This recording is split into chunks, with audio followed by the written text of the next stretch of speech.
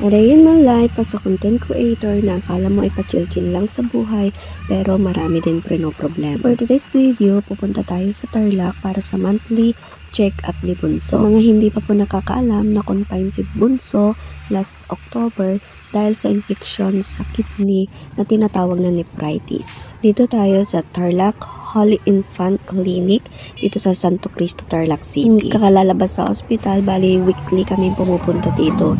And then after a month, naging twice a month na lang. And then after that, naging monthly na lang. Kung napansin nyo, nakarating tayo dito ng 4-5. Ano natin gagawin? Magpapalista muna tayo para sa pila. Tapos lalabas tayo saglit para sa urinalysis ni Bunso. Dito tayo magpapatest sa Biocheck Medical and Diagnostic Clinic. Bali malapit lang ito sa Holy Infant Clinic. Walking distance lang siya. Ang cost ng urinalysis nila dito is 100 pesos lang. Tapos makukuha mo din yung result at the same day after 1 hour. Time check.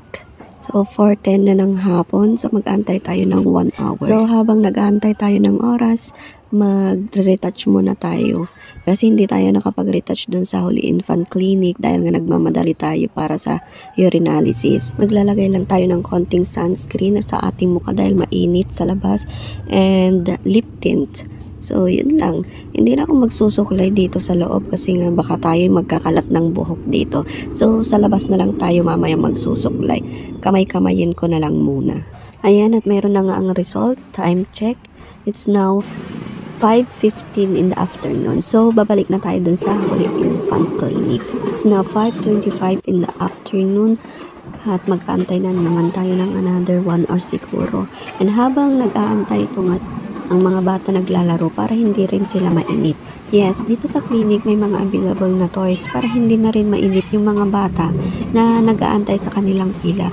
Dahil talagang napakatagal ang pag-aantay dito sa dami din ng mga pasyente. 5:59, malapit na tayong pumasok sa loob. Ayan, 6:15 na ng gabi and tapos na ang ating check-up and it's time na para umuwi.